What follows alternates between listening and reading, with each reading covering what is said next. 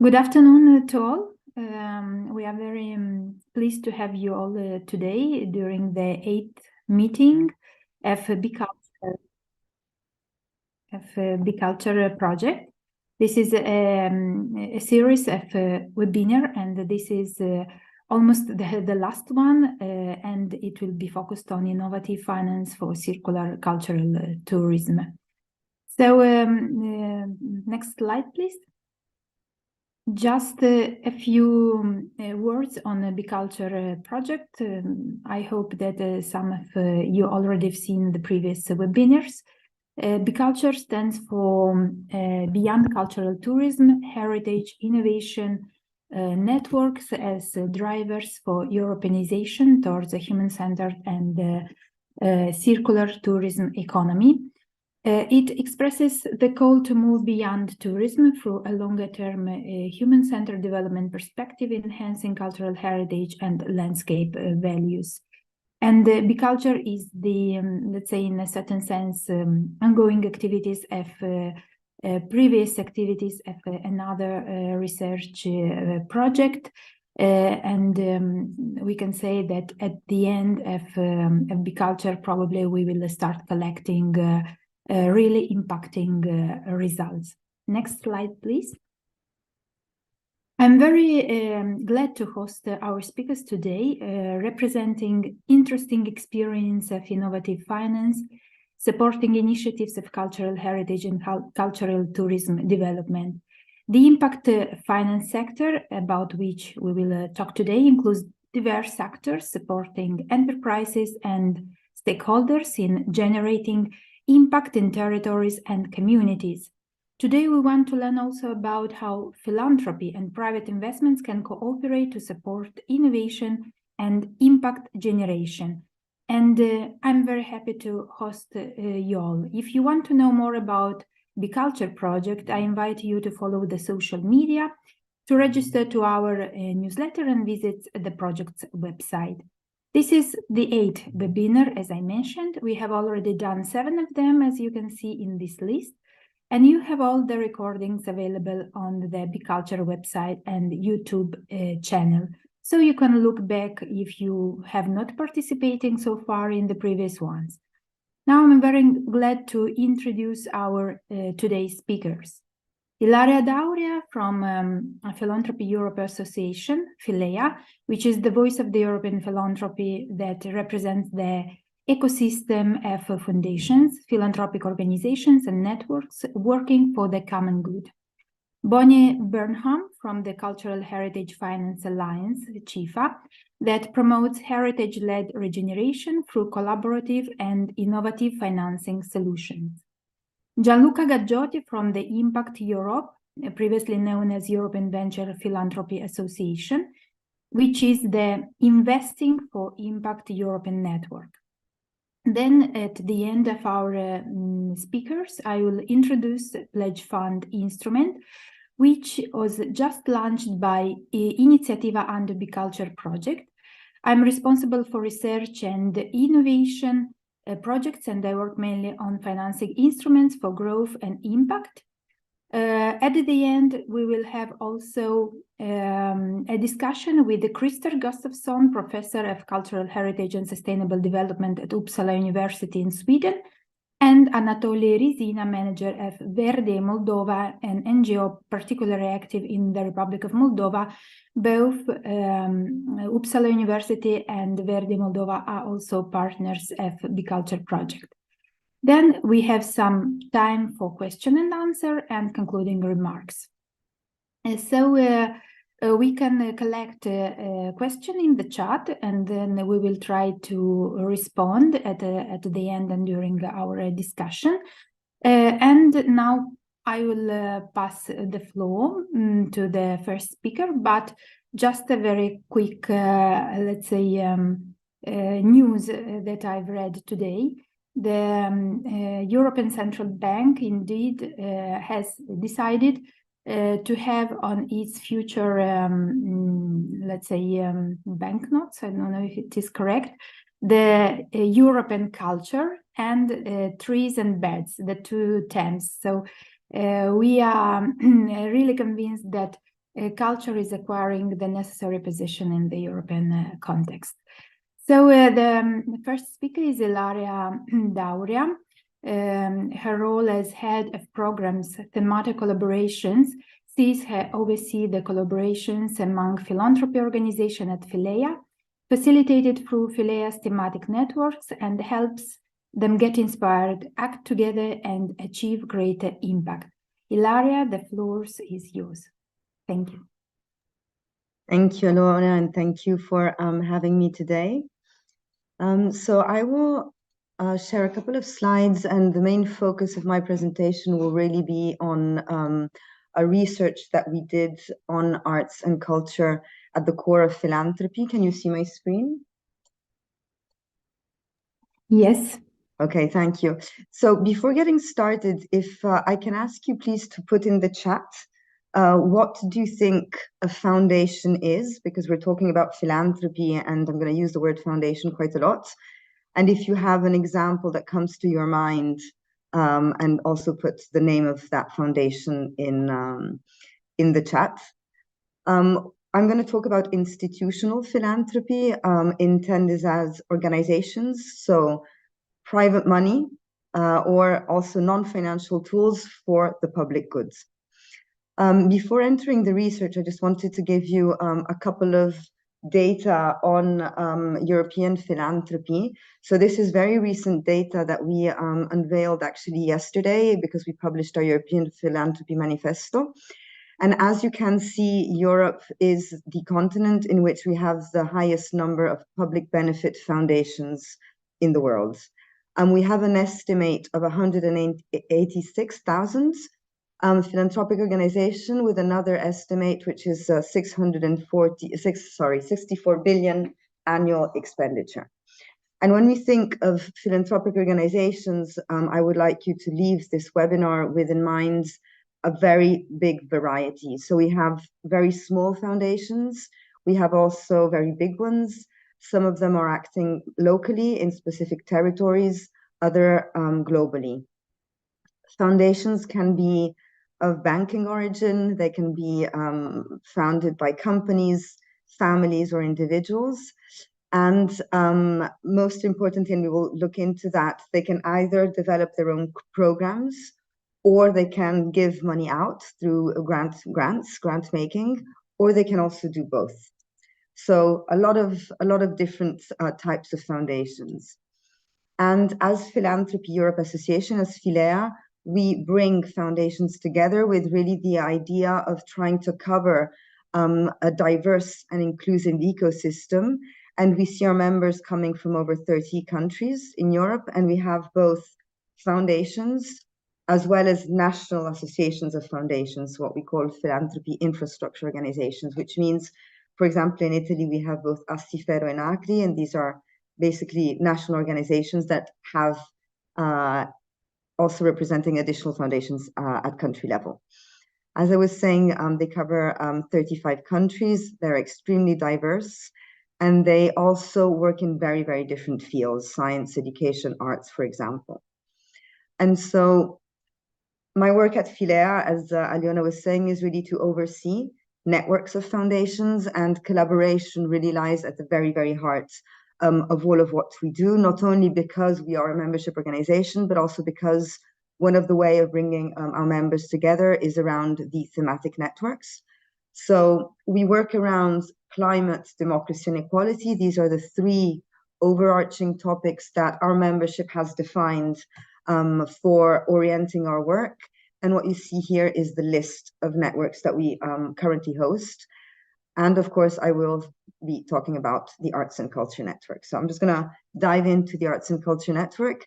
As all networks, there is a governance. There is a core group of funders, which is listed on this slide. These are the ones that come together and really support the network, both in designing annual work plans, but also in resourcing it and making sure that the activities for the broader community are actually taking place. Members come together in different ways. They have conversations among foundations on how to improve grant-making practices around arts and culture. They also have public events. and initiatives where basically the reflection is broadened also to the artistic and cultural fields. And the third pillar of the collaboration activities is really around doing research. And this is what I'm going to present today. I'm really pleased to be able to share some of the insights of the second volume of Arts and Culture at the Core of Philanthropy, developed by my colleague Lucia Patuzzi, who is Senior Knowledge Development Manager at Filea. And what we see here is that the first edition was done in 2018, so before the pandemic. And it is interesting to see what has changed. So I'm going to provide you a bit of data on who has responded to this survey and the main characteristics. But then most importantly, I believe also for this conversation is what has changed in the past 5 years and what can we see coming into the future. So a couple of vital statistics on the responding organizations. We have in all 64 foundations that responded. You see here that Italy was by far the the highest number of respondents that answered our survey. And another message that you see here is really the variety of foundations. So those that responded declared an annual expenditure of 2 billion euros, of which basically a quarter was dedicated and earmarked specifically to arts and culture. And so you see very big foundations, some of them having over 150 million euros as expenditure, and then half of them between 2 and 5 million. And most importantly, you see the number of staff. So we see that some of them have no employees directly, but they can range from 1 employee up to over 500. So the foundations that answered are extremely diverse. However, when dedicated staff is allocated to the arts and cultural field, we see that around half of them are between 2 and 5 employees. So small staff dedicated to the arts and culture. My slides are a bit slow, so you'll have to be a bit patient. There you go. So when looking into the themes and the types of fields that they actually fund, you see here a decreasing from performing arts down to humanities. And what's important is also the kind of approach that they actually fund. So 69% declared supporting program development. Others networking, building and collaboration, leadership, professional development. And this I would like you to keep in mind because we will see that the professional development and organizational development is actually one of the key changes that we saw after the pandemic. So when looking at the target groups of the actual initiatives of the foundations, the general public is declared as is ranked as first, followed by artists and cultural professionals, youth and children. I think this is quite interesting also when thinking on intersectionality, which is one of the elements that has also increased since the pandemic. So when we talk about intersectionality, we mean that funders are intentionally targeting groups that are affected by multiple forms of discrimination, so women with disability, migrants with disability, etc. And going back to the elements of stability that we saw in the between the two researches, very reassuringly, foundations declared not only that they did not decrease their budgets for arts and culture in the 5 years between the two researches, but also that they do not intend to decrease it also in the near future. They also maintained the full-time equivalent staff dedicated to the arts and culture. And we heard across the foundations a deep concern around the structural fragility of the cultural sector. And we see how that, in a couple of slides, has also been reflected in their support practices. There is also a strong belief in the societal role of arts and culture. And this is not only by funding, but also, as we will see, there are other kinds of support that the foundations have been increasingly providing to the sector. So what has changed over the past 5 years? We have seen an increase in collaboration and collaborative practices, not only amongst foundations, but also foundations with other types of organizations. And I will give you a couple of examples of that. And we have also seen an increase in participatory practices, participatory grant making, for example.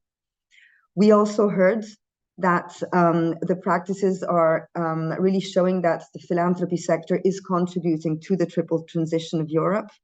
And last but not least, that core funding, so funding that is provided to the core activities of an organization, staff costs, pay, rent, etc., is present, and it is also being backed with organizational development support. So looking into the first seed of change, and going back to, let's say, the structural fragility of the cultural sector. And if I would like you also to remember what happened during the pandemic. So what we saw is that the majority of the respondents to the study are grant makers. So their way of supporting the sector is via grants. And of these grants, we saw that 65% is providing core support.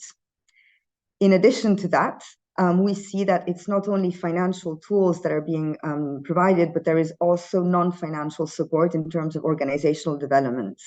And in the interviews, what really came out is when you put together core support with non-financial support to the organizational development, then this is really where you support the NGO or the artist at its best. So it's really that combination of these two kinds of support mechanisms.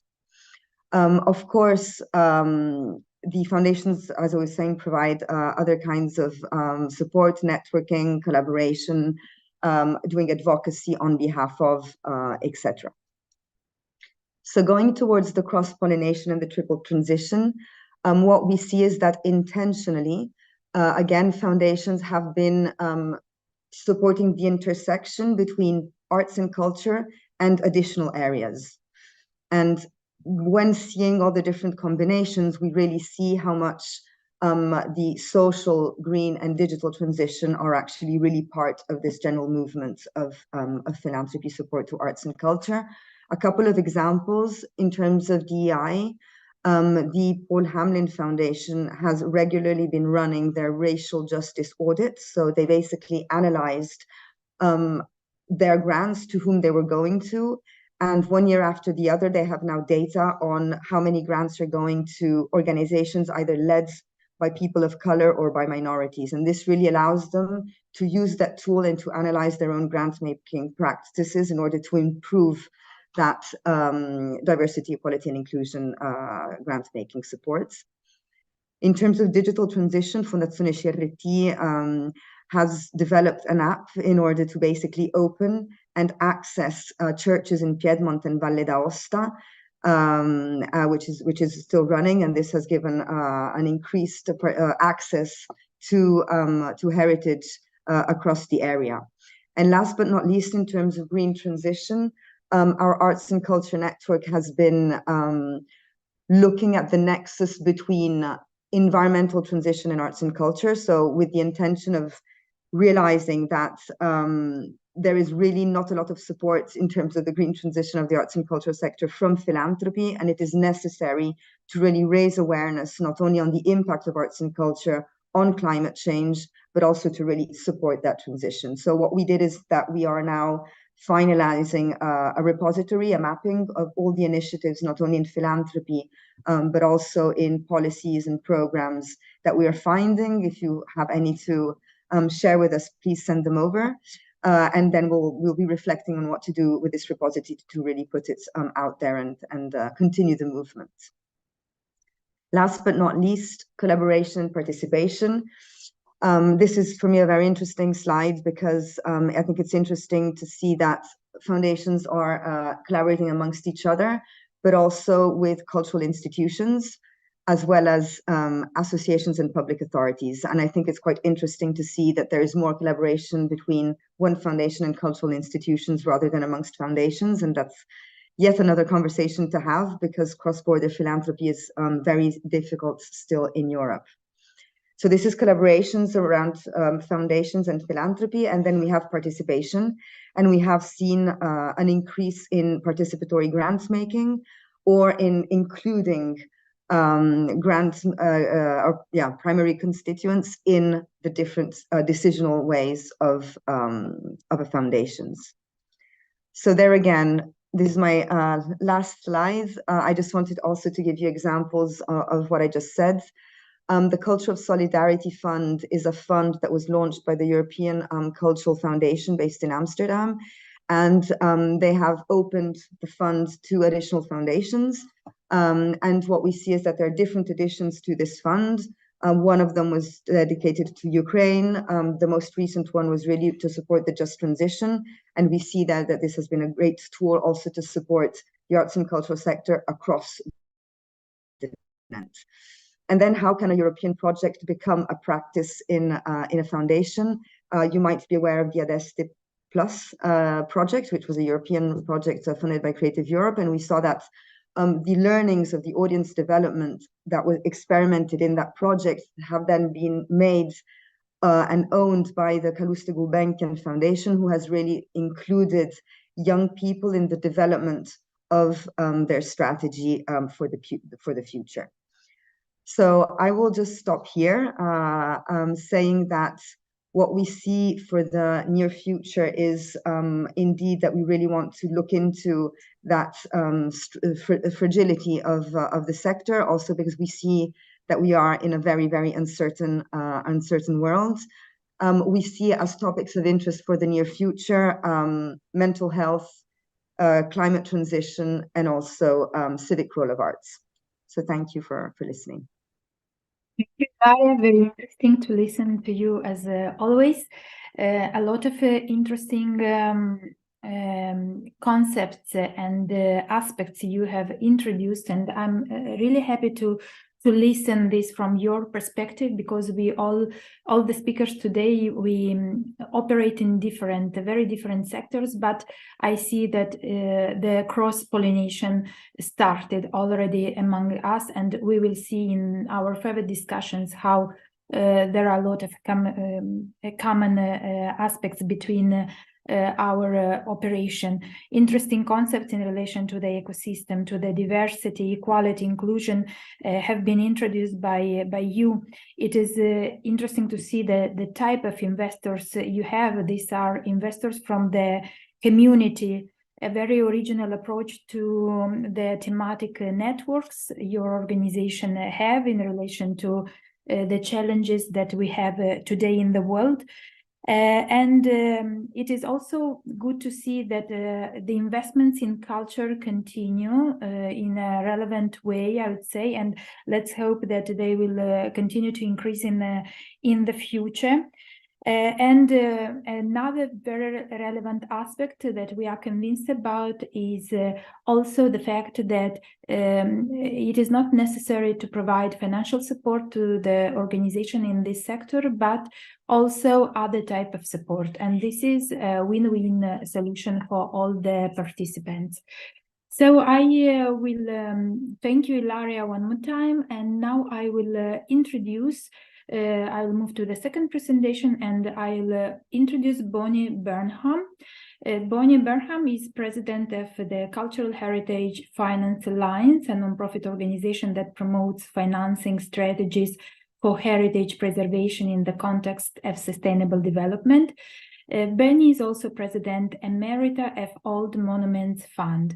Bonnie, the floor is yours, and thank you for your participation, because you have another time range, and we are really grateful and thankful for your participation always in our events. Please. Thank you so much. It's really a pleasure to be here. And I'm going to just put my presentation up on the screen. Yes, it's a little bit early in the morning for me, but not as early as it has sometimes been for these presentations in Europe. So I'm going to talk about a different aspect of our discussion this morning, having more to do with design and financing of heritage conservation and regeneration projects, particularly in the context of tourism, since that is the main theme of your program at Be.Cultour. And I want to talk about how communities are building communities into tourism plans and tourism scenarios is a critical element of the planning process and the financing process, and one that sometimes is overlooked, I think, in the certainly by commercial tourism developers in the effort to both service their clientele and also their investors and look at the bottom line of their operations. So I think that the initiative of creating a pledge fund that helps to encourage innovative projects in Italy is a tremendous new opportunity because the cultural sector traditionally does not access capital from sources other than the philanthropic sector and the governmental sector. And I think this has been one of the weak points in the development of our sector over time, and increasingly urgent in disserviced communities that are facing economic issues and really need to develop in order to make a better life for their citizens. So I thought I'd start also with the definition of sustainable development, which takes into account the current and future economic, social, and environmental impacts, including the needs of visitors, industry, the environment, and host communities. And just with the note that it would be an ideal world if every tourism project addressed, or every would-be sustainable tourism project addressed all those goals. But often there are unforeseen impacts of a negative nature, and those are primarily having to do with the funds that are generated through tourism not really benefiting the community and going elsewhere to foreign investors outside the local environment. The damage to the natural environment, which is a particularly powerful impact of the tour boat tourism industry, and overcrowding in cities. And these things have not only lead to negative experiences for the population, but they also lead to urban decline as the population simply finds it untenable to continue to live in the historic center of highly visited cities, as I'm sure you have plenty of experience with that in Italy and elsewhere around the world.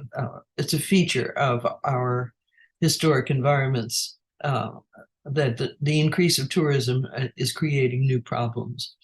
And I was struck in doing a little research about this, that the tourism market in Venice alone today amounts to $2.3 billion a year, and almost 5 million international arrivals. That doesn't include Italian visitors, and some estimates suggest that there are as many as 20 million visitors to Venice in a given year, which outstrips the population by something like 20 to 1. But in addition to that, some urban regeneration programs that have been considered to be very successful in generating more visitors and generating more resources for cultural heritage preservation have also resulted in new problems, including in particular traffic and outward migration as people leave the historic centers. And I've cited one example in each of these cases as I kind of talk through these points of Quito, Ecuador, where there was a very long-term program financed by the Inter-American Development Bank that created a public-private corporation that led the initiative and really brought in the voices of the community. It improved the condition of the heritage site, but in the end, it it did not result in a vibrant new life for the historic center. Instead, it created traffic issues and congestion that have resulted in depopulation. And that comes from the source of Eduardo Rojas, who many of you I'm sure know as one of the great pioneers in the area of heritage-led urban regeneration. If anyone here would like copies of these references after the webinar, please don't hesitate to send me an email. I'll be happy to send them to you. So looking at these issues, I think that I have boiled down some of the unaddressed aspects of community development in relation to new cultural projects into 4 key points that I think it's very important to address through planning and through financing. One is providing some protection for residents or incentives for local businesses as communities transform into tourist destinations. Because often these local businesses are pushed out as tourist shops take over instead. Secondly, to plan for public space use that can have multiple uses by both visitors and local residents so that the community gets benefit out of infrastructure improvements that are really intended for tourism and financed by the public sector. To encourage the creative community and traditional products and subsidize them if necessary over the commonly imported goods that one often finds in tourist destinations. And to complement training activities, which are multiple in the context of developing a new market and a whole new interface with foreign visitors, making sure that those training activities pair up with a pipeline to jobs. Because I think often training activities are seen as a goal in themselves and don't necessarily think about how the trainees are going to apply the skills that they've learned in a career environment. And so I'm going to talk about 1 or 2 examples that I think are interesting for as you undertake your new program as models that could perhaps be applied in your local environment and in local environments all over the world. In the context of empowering local residents and providing protections for them to remain in the community. I'm citing 2 examples. One is a community land trust that has been widely used in the United States over several decades to ensure that local communities become part of the future as funds are invested in community development. It's often been the case that tourism, as you know, leads to gentrification and displaces traditional residents. A community land trust can help stabilize that situation by taking ownership of the land and then either leasing or selling the buildings and the facilities within their footprint, but at the same time limiting the future profit that a property owner or property buyer can benefit from in order to keep property values within a reasonable range that they can continue to be the properties that local people can continue to afford to live in these places. And it has had a tremendous impact in strengthening disprivileged communities in America and converting people who were not property owners into property owners and therefore building wealth. In the UK, there's a very similar kind of concept called community shares, where that's a little bit comparable to the pledge fund that you're envisioning, where anyone, anywhere can buy into a community fund, and then those funds are used to support, particularly support businesses and small scale operations that are critical to the community's continuity and relevance to its local residents. The community shares are flexible, and you can invest at a very low cost and get out at any point if you want to cash out your investment, so that elderly people, for example, can feel comfortable investing in community shares, and then using the money for other things if they need it. As you can see from this summary, about 90% of the businesses that have been supported with community share programs across the UK are still in operation. So it's really supporting the core heart of the community with financing. And looking at the second point, plan for joint use of community resources. I'm referring back again to Eduardo Rojas' study that he recently released, focused on San Juan, Puerto Rico, which is a city that has been very significantly impacted in both positive and negative ways by tourism. One of the students in his program, which he conducts through the University of Pennsylvania these days, looked at the idea of creating flexible public spaces that could both serve tourists during the day as places for resting and expanding into the community space, and at the same time attract the local community in the evenings when the tourists have gone back to their tour boats and left. And it alleviates a major problem of traffic congestion. On the one hand, the area that you see in the center, that's a kind of long rectangle, would become, under this proposal, a pedestrian zone during the day. But pedestrian zones sometimes create new problems of creating external traffic congestion. And so the proposal creates another area where tour boats and cars can have access and parking. And in the evenings, the pedestrian zone regulations are suspended so that things like waste removal can occur.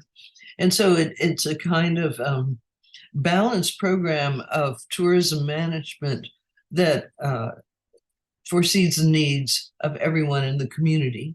And the proposal is complemented by targeted restorations of specific buildings that are in critical points in lines of vision within the visitors' access, in order to provide a more attractive landscape that will draw people into an area of the city that can absorb a lot of people, but at the same time, at present time, doesn't get a lot of tourism.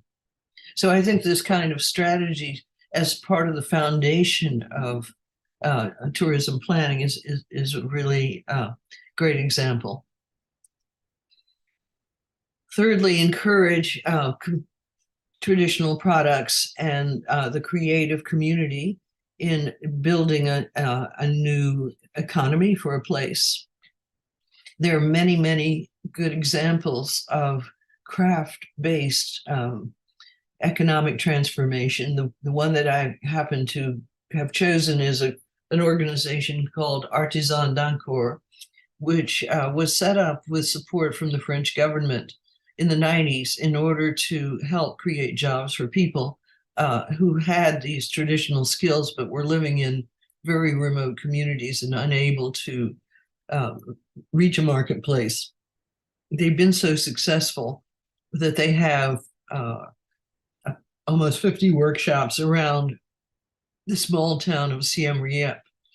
And their enterprise has even become a kind of tourism destination, as people are allowed to visit both their silk farm and some of their workshops in the city. And numerous outlets for their merchandise, including a large shop in the airport in Phnom Penh. If anyone of you has ever visited Cambodia, I'm sure you've seen it. But there, and so I think that this is an example where the empowering of disadvantaged community members was really very direct, and continues to be so. And at the same time, it's had the impact of both stabilizing craft traditions that might have disappeared, and improving the quality of the merchandise. And so I've cited 3 or 4 other examples.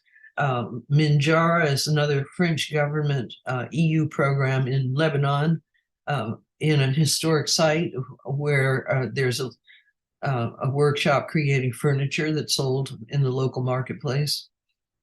Cambodian Living Arts that supports the survival of dance traditions in Cambodia. And the Turquoise Mountain Foundation, which has as part of its mission the idea of incorporating craftsman training into their restoration projects and helping the craftsmen that they train set up their own businesses. And then Bonnie, sorry, a few minutes. okay. So, and then my final example is one from World Monuments Fund, where we created, after many years of craftsman training, we created a program in conjunction with the labor union, where the labor union agreed to hire all of our trainees, and resulting in almost 100% transfer into jobs. The tier in the economic stratum for these kinds of activities is in this area of catalytic capital. A pledge fund is parallel to many other financial mechanisms, such as community shares that we've already talked about, revolving funds. And the impact that it has is that it opens up a pathway to higher level investment, the impact investment and senior investment, which is often not seen in the cultural marketplace because projects are not designed to attract this kind of financing. And so I think that's the end goal and a very likely outcome of your initiative. All of this requires planning. And if you're interested in reading about our proposal for how to put together these projects, there's a reference here. So I thank you for your time and wish you success in the next stage of your undertaking. Thank you. Thank you, Bonnie, so much for your presentation, for this inspiring presentation and the interesting cases you shared with us among your many experiences. It was very interesting to hear about, let's say, a lot of challenges we have from over tourism, not only for big destinations, famous, well-known destinations, but also for less known destinations, smaller destinations, but with a very relevant cultural heritage that needs to be preserved. Of course, this is a process that cannot be stopped, but we can somehow contribute to make it more less faster. Let's say very interesting experience in Quito, in Puerto Rico, and what is important, your focus on local communities and on the mechanism and strategies involving the community that you shared with us that are of absolute interest, I think, for also for the financial aspects in relation to cultural heritage and to cultural tourism. So now we will skip to another interesting intervention by Gianluca Gaggiotti. Gianluca is knowledge manager at Impact Europe, where he is directly involved in several research activities with a specific focus on data analysis and content development of several research-related initiatives. He joined ex-EVPA in 2017, where he has developed an in-depth knowledge on the impact ecosystem and all the actors involved in it. Gianluca, the floor is yours. Thank you. Thank you very much, Aliona, and good afternoon, everyone. I'd like to start by thanking the previous speakers, Ilaria and Bonnie, for sharing the great examples, and they've been very inspiring. So I'll try to keep my presentation to the 10 minutes to leave the floor also to others and the discussion that I'm really looking forward to. So first, as Aliona mentioned, let me just mention that for those who don't know it, we recently changed name. So the new name was announced last week. We were formerly the European Venture Philanthropy Association, called EVPA, and now our name is Impact Europe. And the rationale behind this change of name is, first of all, to go away from acronyms, that there are already enough, but also to sort of attract everyone that is interested into driving impact in Europe and beyond. So how we define ourselves, just a few words on our community.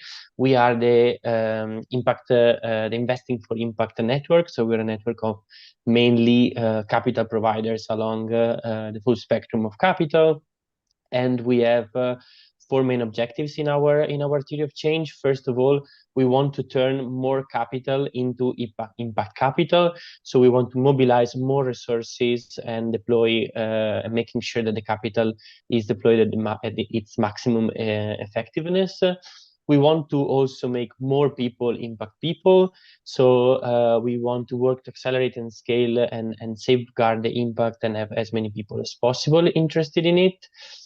We want to promote and take collective impact action because we want to act as a silo breaker. We believe there's a lot of cross-pollination and synergies out there, and we want to play an active role into breaking silos and enhance collective action. And last but not least, we want to take impact wider and higher because we want to engage with policymakers, especially in the EU area, as well as expand geographically to Middle East and North Africa regions that are at the sides of Europe, but should play an important role.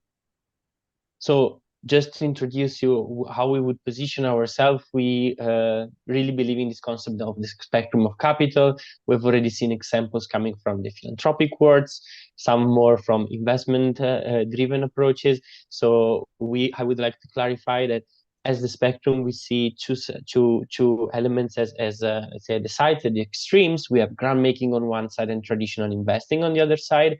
In between, we see as part of our focus catalytic grant making. So the grant making that is really aimed to test solutions and mobilize further capital, either in the same mechanisms, in the blended finance mechanism, or along the investment timeline. There's the whole impact investing that I'll be speaking in a second, which we believe is very important, especially in the cultural space. And then there's other terms that you may have heard from that are sustainable investing and responsible investing, which are a bit the right-hand side and not really, let's say, the main focus of our work. So without further ado, I would love to have many data to show on culture and impact investing, as Ilaria did for the philanthropic world. But the only data that I'd like to show you today, that we have today, is the percentage of capital that was allocated to culture by impact investors in 2021. So this data comes from the collective effort of a consortium called the European Impact Investing Consortium. But what I like to stress here is that culture still is not one of the most financed sectors in the impact investing world. Here you see only the top 5 in terms of like amount of money attracted. So the percentage is a bit low.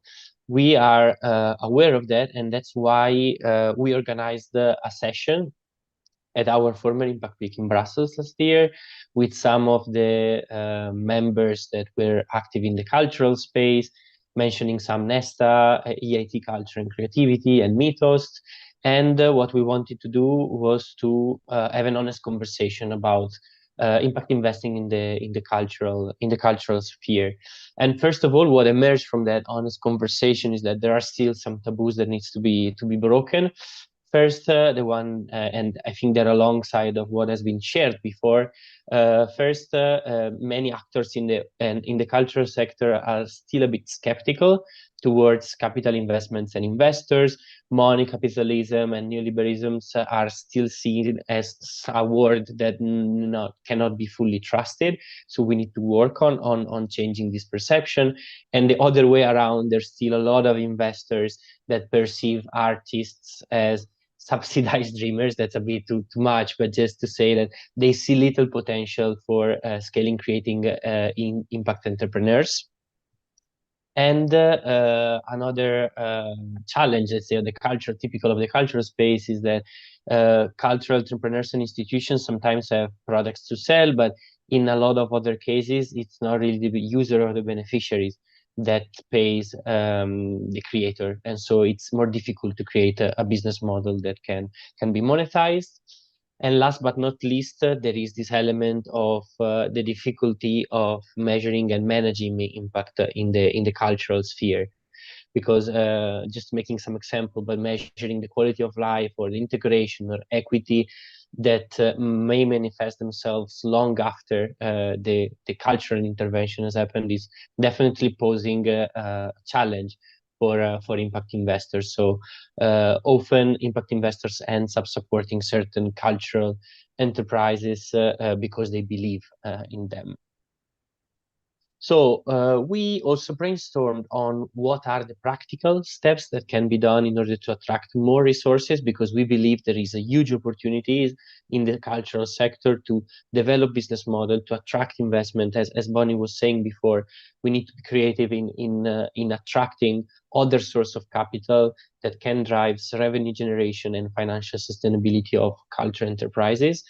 And the practical steps that we have identified are 5. First of all, we need to work on mutual understanding, create opportunities like this one to communicate and to build trustful relationship between different organizations that are between organizations active in the cultural sphere and investors, so that they can collaborate better.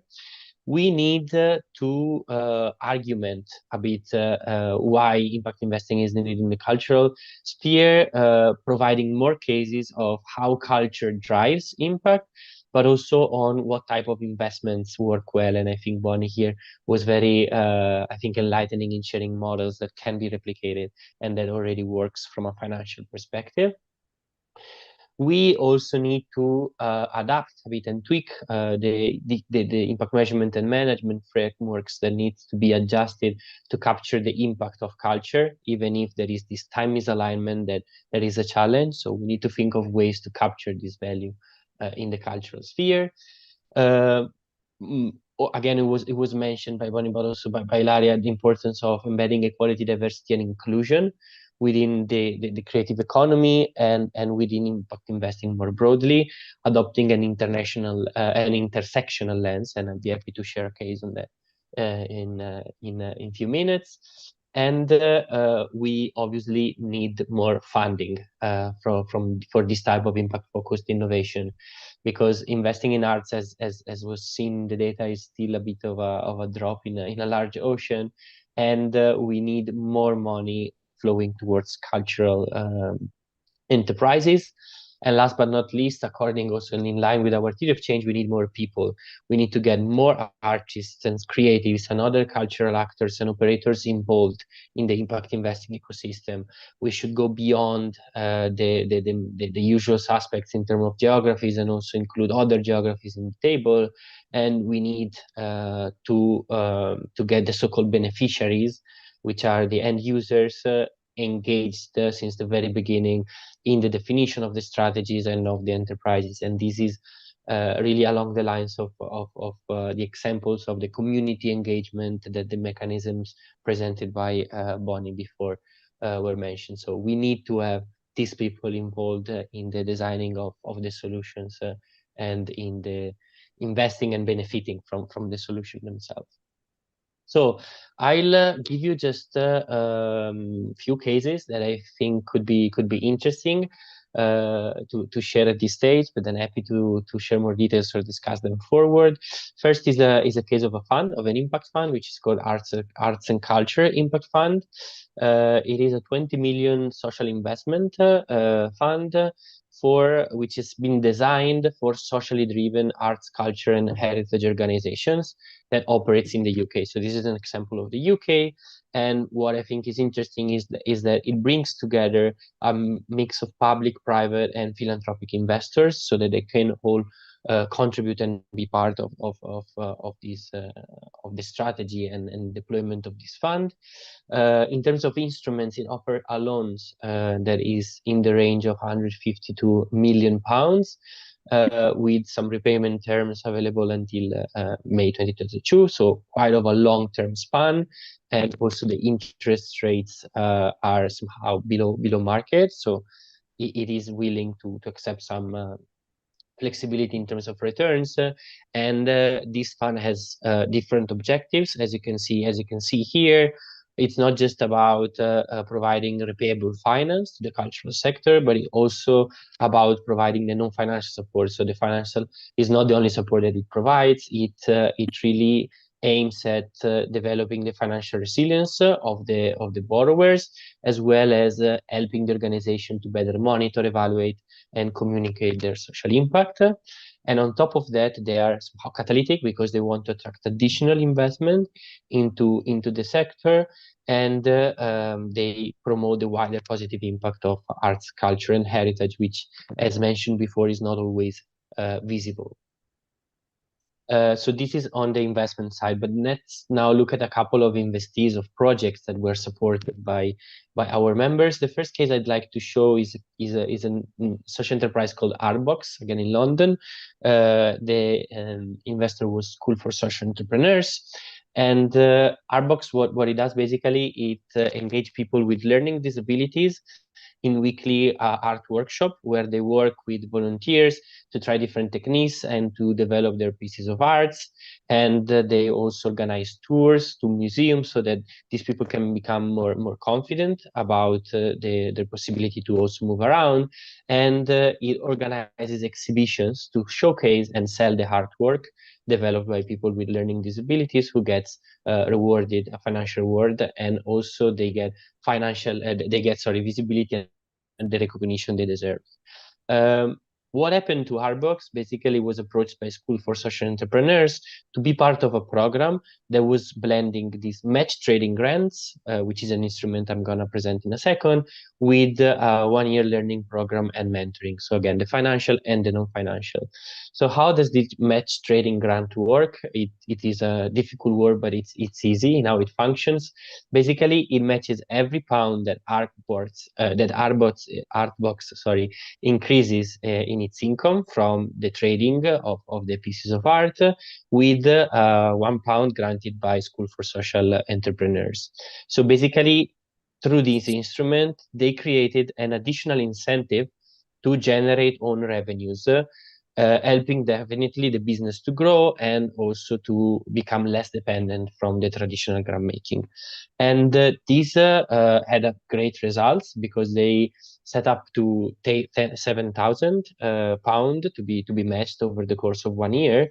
And Artbox boosted his annual income from £6,000 to £15,000. So they almost doubled its income from trading. So it was a very effective instrument when it comes to sort of like incentivizing Artbox to sell more and become more financially self-sustainable.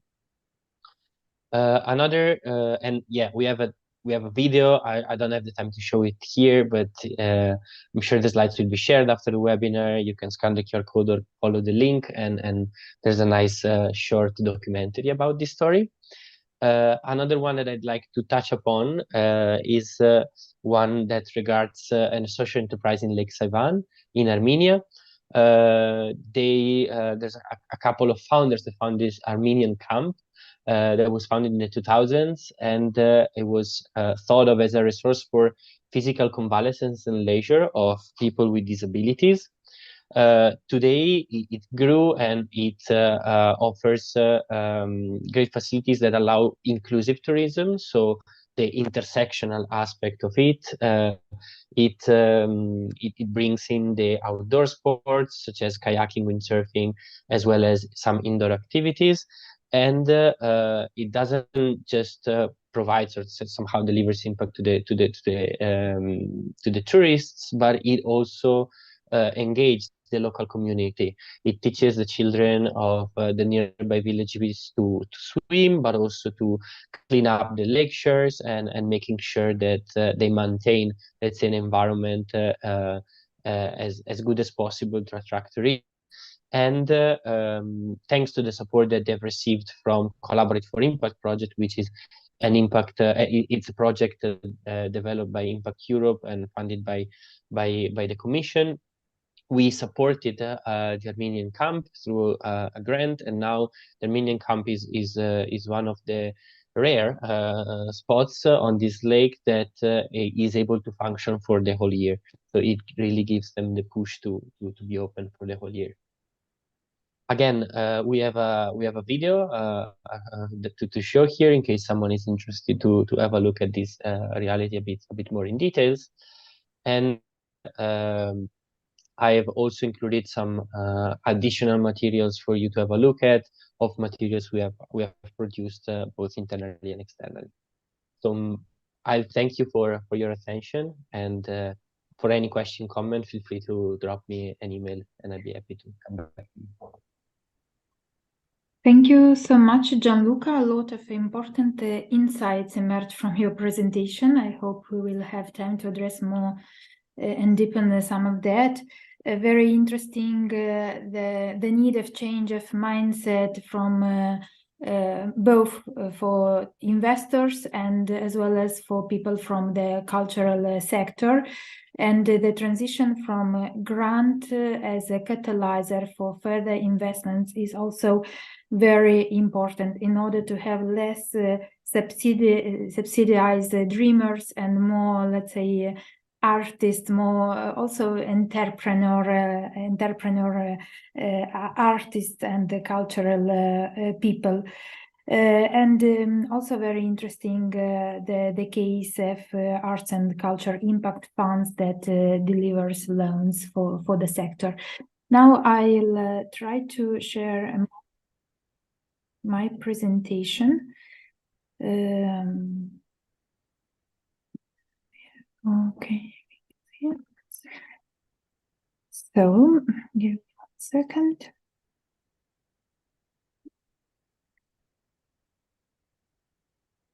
So it was really interesting that some of the last, let's say, messages of Gianluca was that investors do it because they believe in it.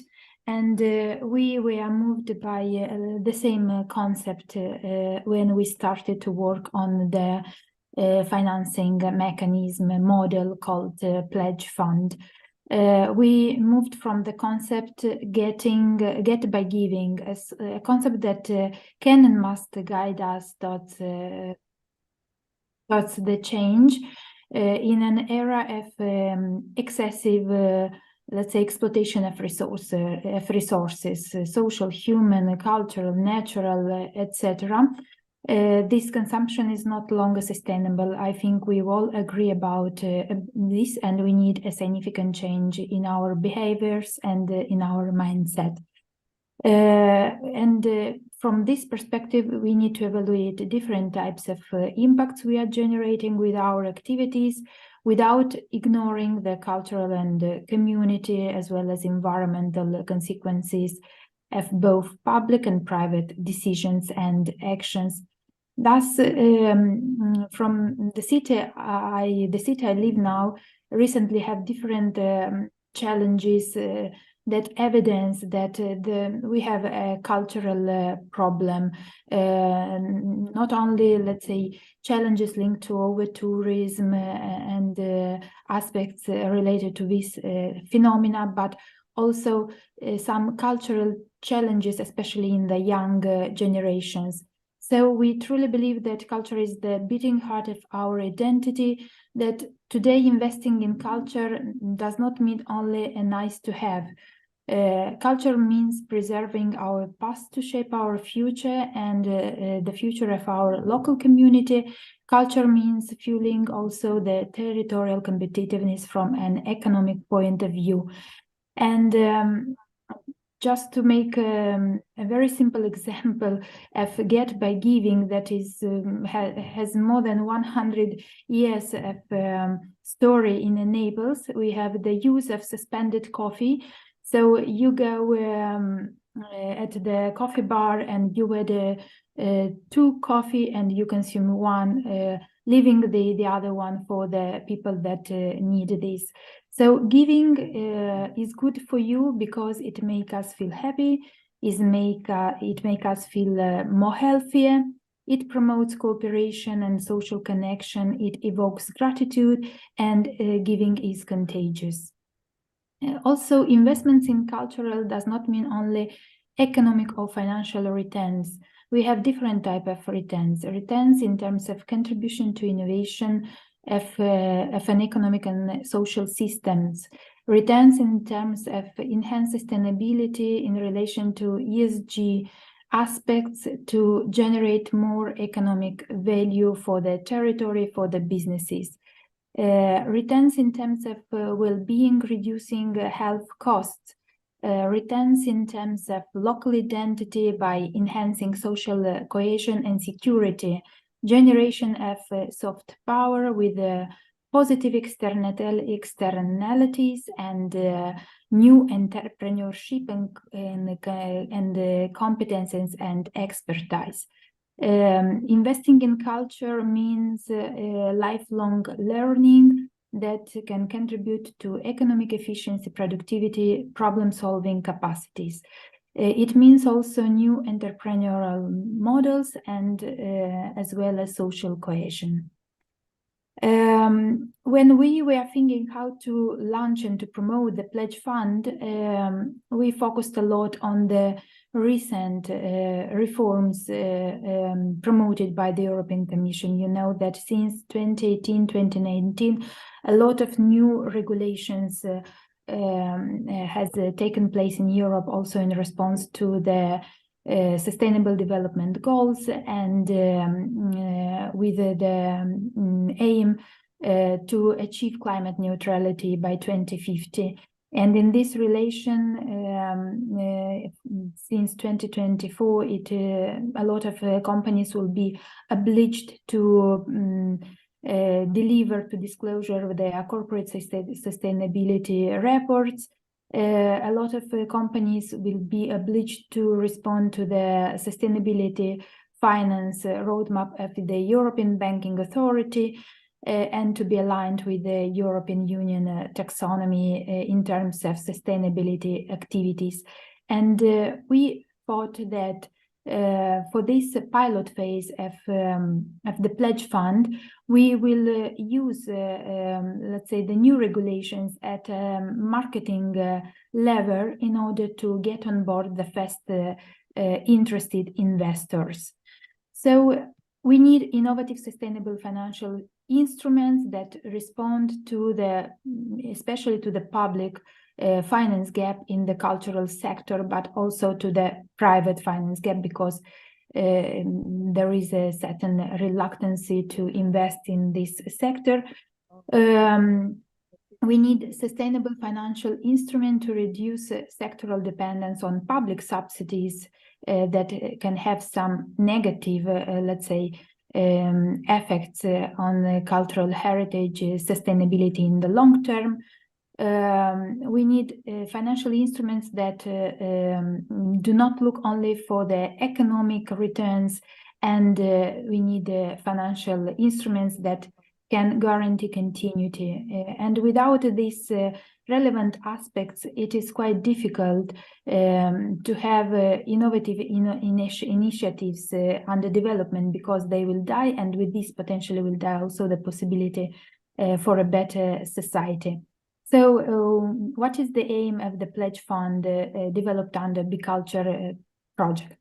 It wants to meet the author of sustainable finance with a logic of giving back to the community by professional corporate investors, but also citizens and communities, to meet this offer with the demand of support, not only financial support, but also other type of supports that we'll see a little bit later, required by innovative or socially oriented startups that aspire to generate impacts for the community.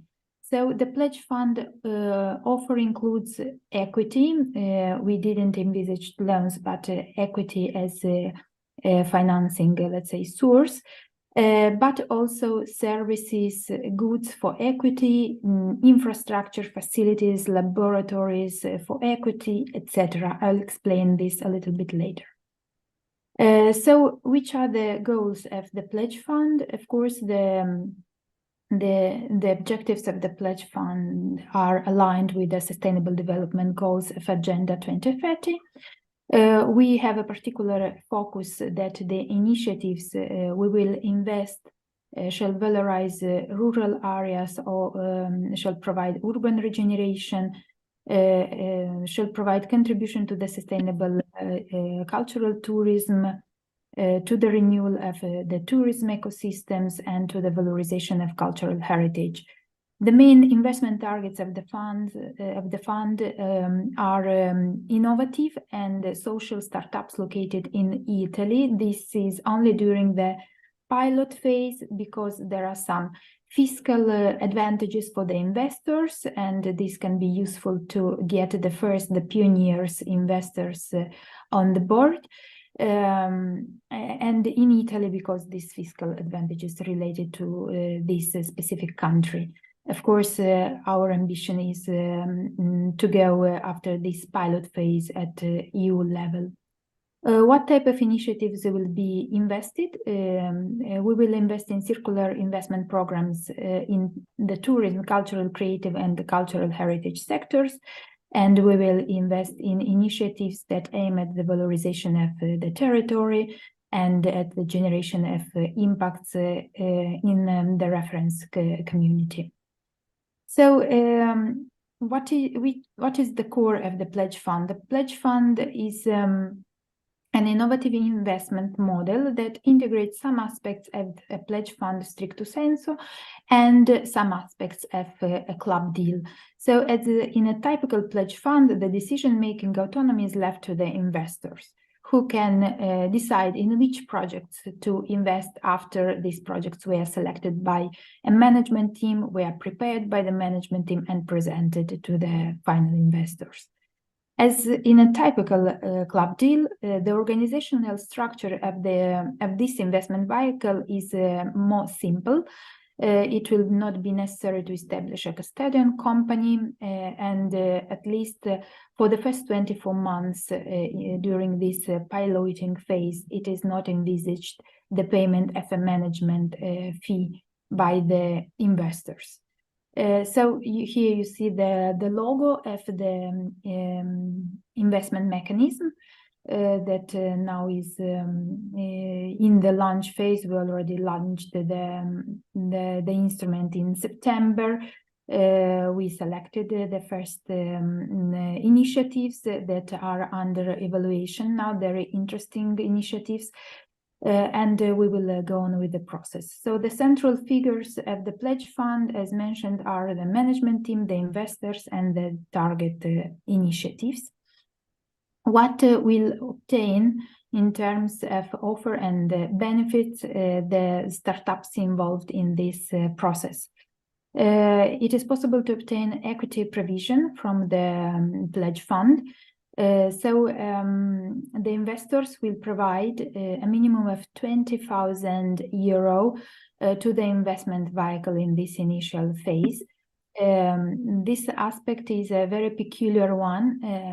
We started the designing of the instrument in a specific territorial context, and we've seen that sometimes entrepreneurs, that is our first key target, are a little bit in concurrence between them, and in order to ensure their commitment and that they will not lose this commitment in the following months after the launch, we are going to collect a small basis amount in order to start the operation of the fund.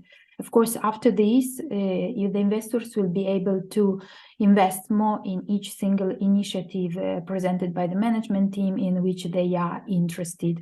So here, then we have the investors, let's say, freedom of decision making. Moreover, beyond equity provision, investors can provide in-kind contributions. So this can be in terms of services, availability of movable or immovable assets, know-how, etc., to be valued for equity in the phases of pre-closing or post-closing under different forms of contributions.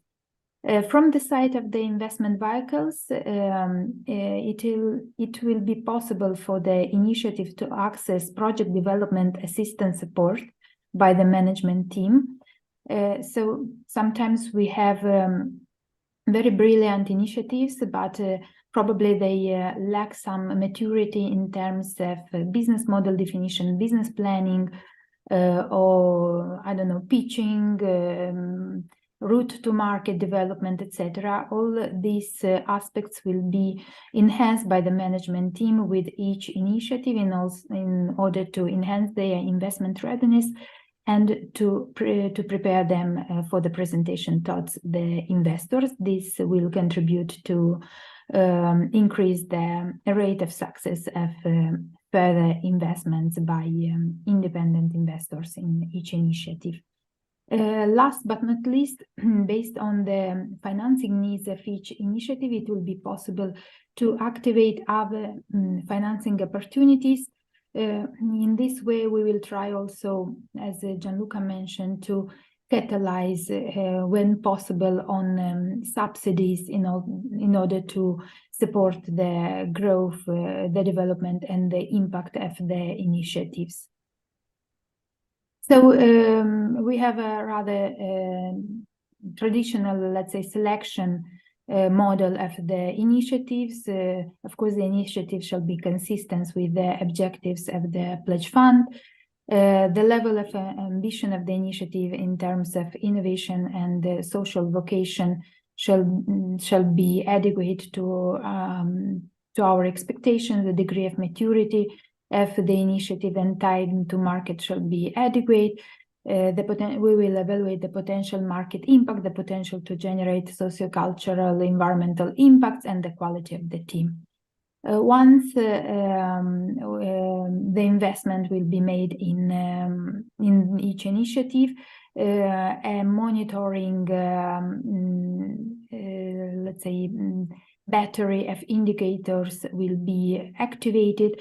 This way, it will be possible to account, let's say, the impacts generated in the midterm towards the investors. So, as mentioned, this is a synthetic, let's say, slide of the pledge fund. Corporate investors, our focus in this phase is mostly on corporate investors, but also other investors, because the pledge fund is open to the community, to the people, to citizens, whenever they are interested in investing in this mechanism. They will need to provide minimum 20,000 euro to the pledge fund vehicle. Pledge fund vehicle will invest in the most interesting initiatives, and each investors will let's say, will have the opportunity to decide initiative by initiative if he or she wants to invest more in each single initiative. Then there will be some specific rules for further investments. In terms of organizational structure, Aliona, sorry to interrupt. Just to remind you, in the interest of time, we should move on soon to the panel. I almost finished. So this is organizational structures with the board of directors, with the advisory board representative by the investors community, with the management team and other supportive functions and activities. And last but not least, these are the management rules. There will be two types of investors categories, shares, category A, category B.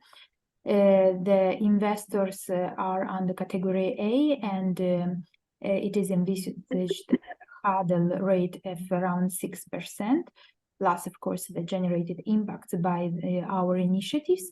And the extra returns, there'll be specific policy for their sharing. The category A will obtain 80% of these extra returns, while the category B, represented by the promoters, will obtain 20% of these extra returns. So here you can find more information about these initiatives. You can find the regulation of the fund and other information. Of course, we are available for any kind of information you need. So sorry, I'll interrupt. Thank you so much for your patience. I think we completed with all our speakers. So now I'm very pleased to introduce two discussants. So we will start with Professor Christer Gustafsson from University of Sweden, Uppsala. And then Anatolia, you can also step in. Please, what is interesting is indeed to understand if after this webinar you see the possibility of similar applications of financing mechanism in your realities, territorial realities in your countries, and not only application, but also, of course, replication of these instruments. Shall I start?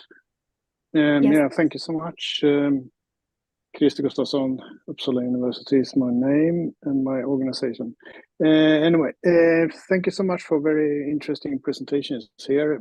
Open up maybe a new scenario for us coming from the heritage sector, trying to preserve cultural heritage. I think when I listen to you that I believe that all of us agree that heritage is not a cost to the society, and I think that is a very important starting point because it's been regarded as a cost and maybe an obstacle for many things for a very, very long time. And you speak about investments instead, and that opened up for a completely new discussion and also a new understanding of heritage, and it's also opened up for describing heritage not just from the heritage values but also from other kinds of values. And I'm involved in a project for UNESCO at the moment where we try to see if we can come up with 22 new indicators for cultural heritage within the Agenda 2030. So we have conducted a couple of pilot studies. Myself, I was doing my study in Romania, and that means that we have a new understanding of the return of investments, you can say. And I think that is a starting point to see if you can maybe develop a new types of projects and activity logics so you understand the return of investments in a new way, which open up for new both projects, activities, business maybe, and it also open up for new understanding how you can cooperate with maybe new partners. And I believe that is a key moment, so to say, if you are inviting more or less yourself into such a situation that you meet investors, because many of the investments opportunities you have presented today I believe is very interesting and open up for new opportunities, but often you need also to develop a specific understanding of specific returns of investment for the specific investors, so you can actually communicate with them.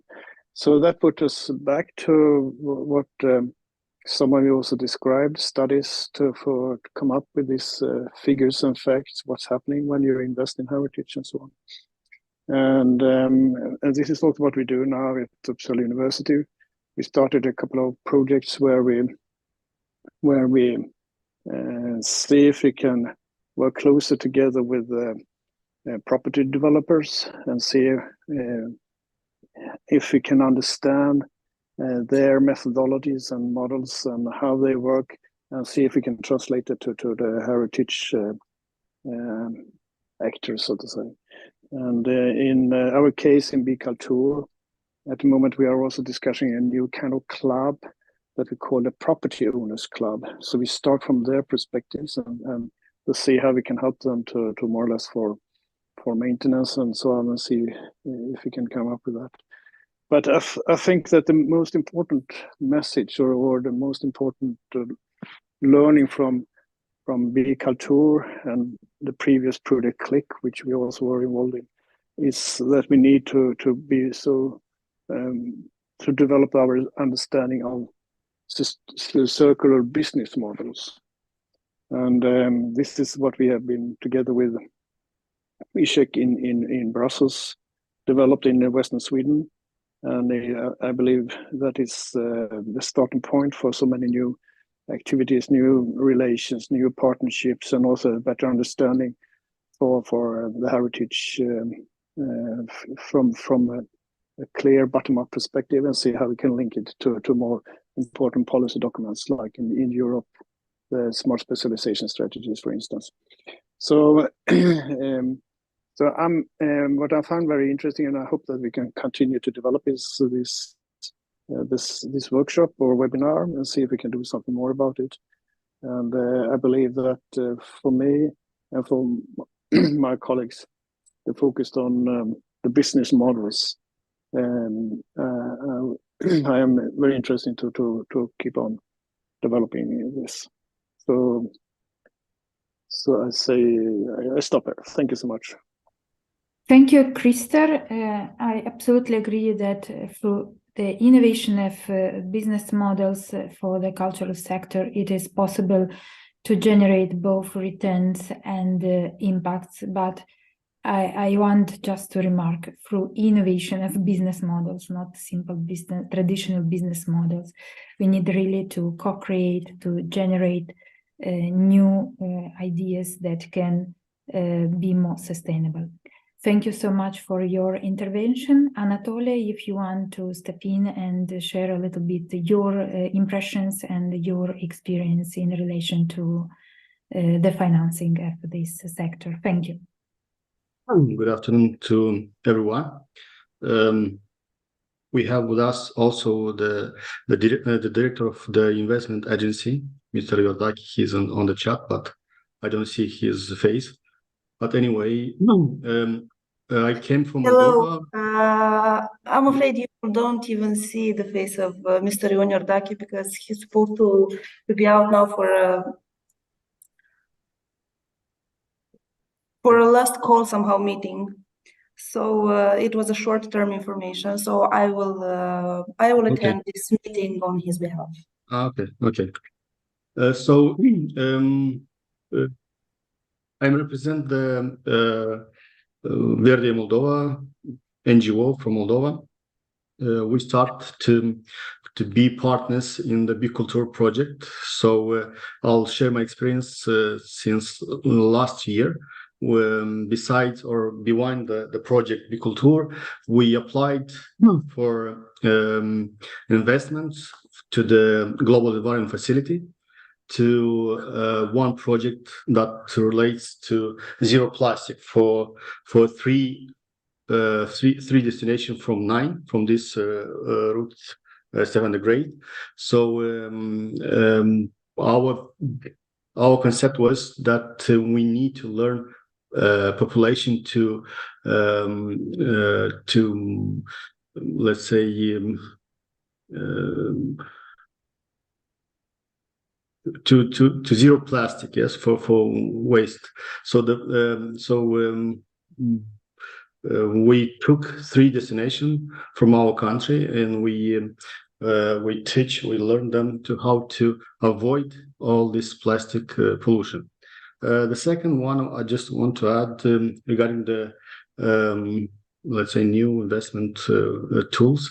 I'll come back to the Gianluca presentation regarding the lake from Armenia.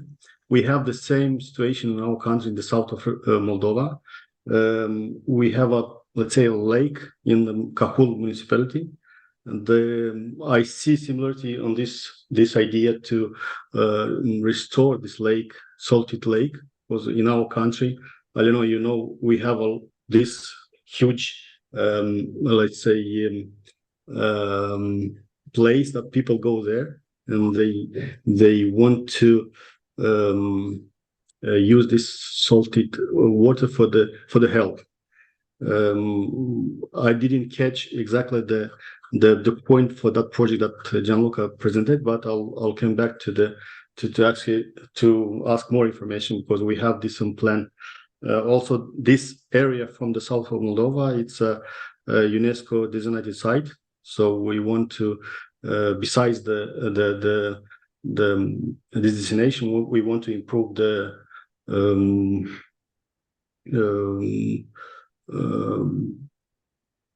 local development for the people. I don't know what I need to say more. Maybe the colleague from the investment agency. Yeah, I would also want to mention about the project. It was developed for the Orhei Vechi. And I know Mr. Ion told me to mention about developing the Stefan the Great route through this tool by creating the tourism more resilient.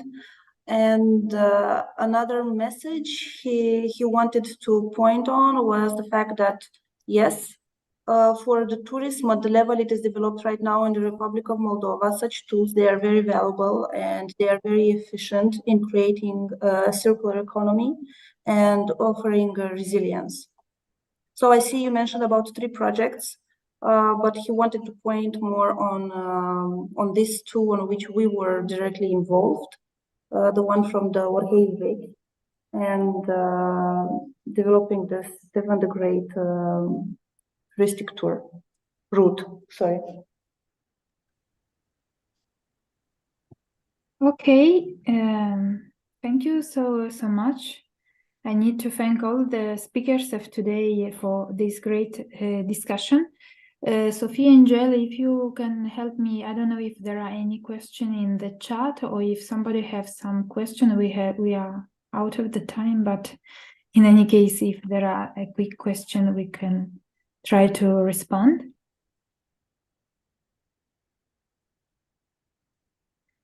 As of now, there's no questions in the chat. Yeah, same. Okay. So I think that all the initiatives and reflections we had today were very interesting and have the power to go on, and we can continue to develop this together, because let's say today's speakers are a little bit our heritage of relations and networks we've built in the previous, probably, I don't know, 7 years, something like that.